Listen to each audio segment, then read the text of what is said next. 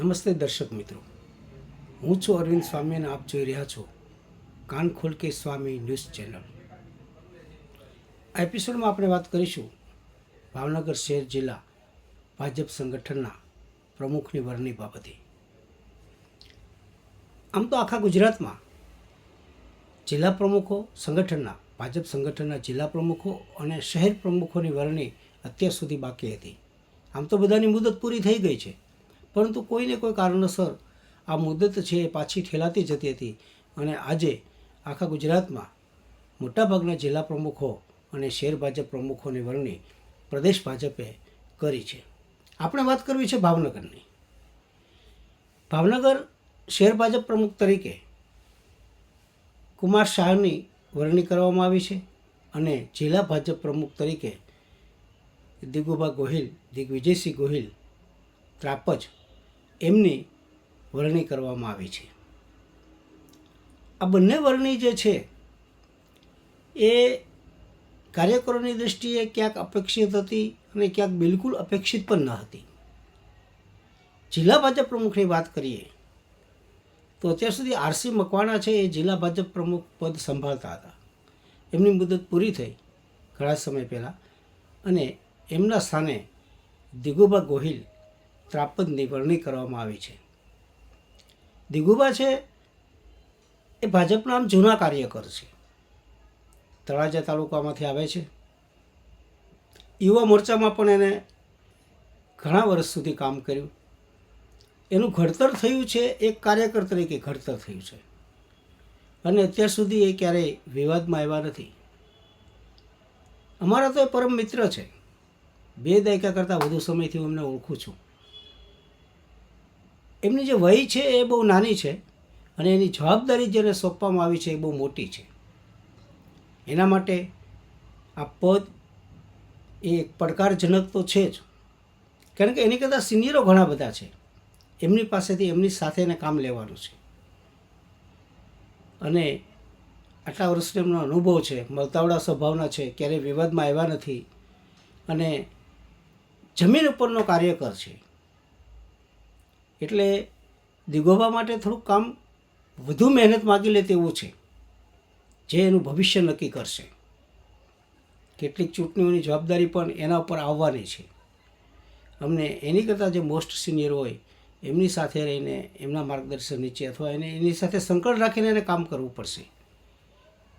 જોકે એનો સ્વભાવ ખૂબ સારો છે. મિત્ર છે એટલે વખાણ નથી કરતો. અમે તો મિત્ર હોય તો ટીકા કરીએ છીએ, એમને પણ ખબર છે બધી. પરંતુ જે સત્ય છે આપણે કહેવું જોઈએ કે એમને ખૂબ મહેનત કરવી પડશે અને આખી ટીમ એમને એવી બનાવવી પડશે કે જેથી આવનારી નાની મોટી ચૂંટણીમાં એ બહુ સારું પરિણામ દેખાડી શકે.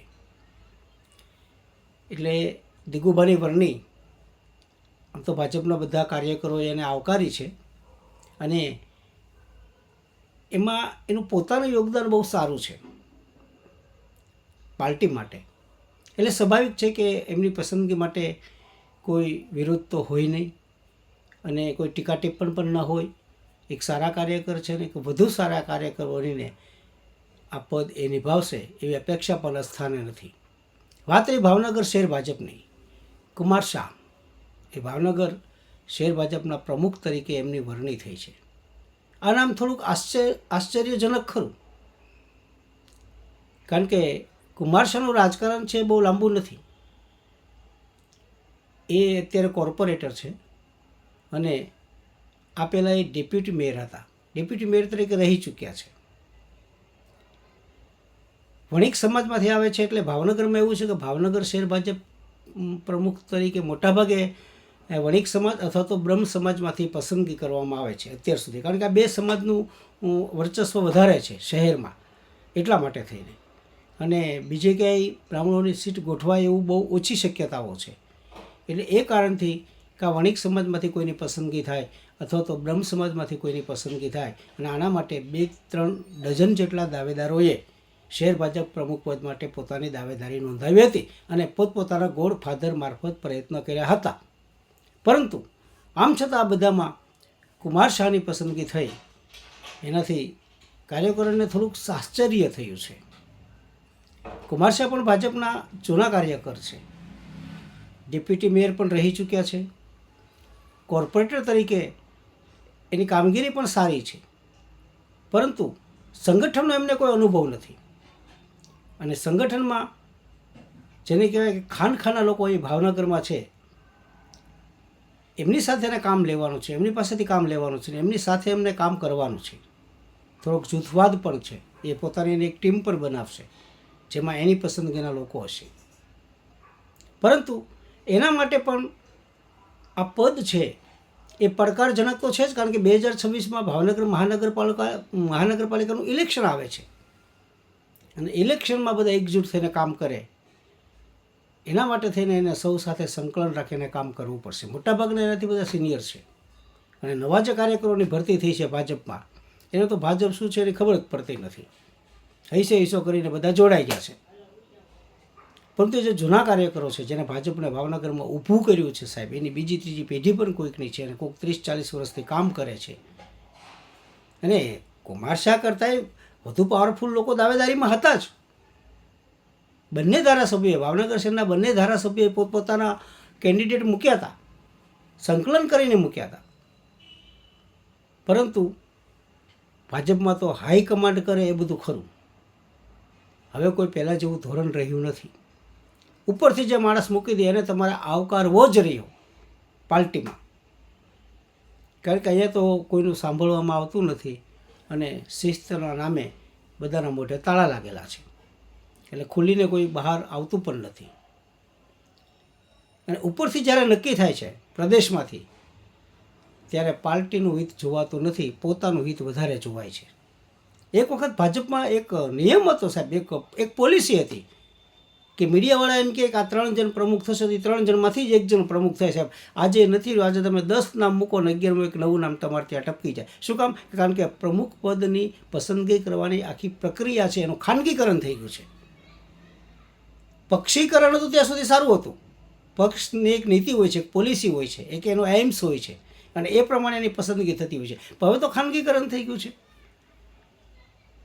જો તમારી પાસે ઝાઝા પૈસા હોય, તમે વાપરી શકો, તો પણ તમે ભાજપમાં કોઈ પદ મળી જાય. તમારે કોઈની સાથે ધંધો હોય, તમારા સગાઓનો ધંધો હોય, તો પણ તમને એમાં પદ મળી જાય. તમે કમાવ દીકરા જેવા સાબિત થાવ તો પણ પાર્ટી તમને ક્યાંક પદ કે હોદ્દો કે ટિકિટ આપી દે. એટલે જે પક્ષનું જે બંધારણ હતું અને એનું જે માપદંડ હતું, એ માપદંડ તો અત્યારે છે જ નહીં.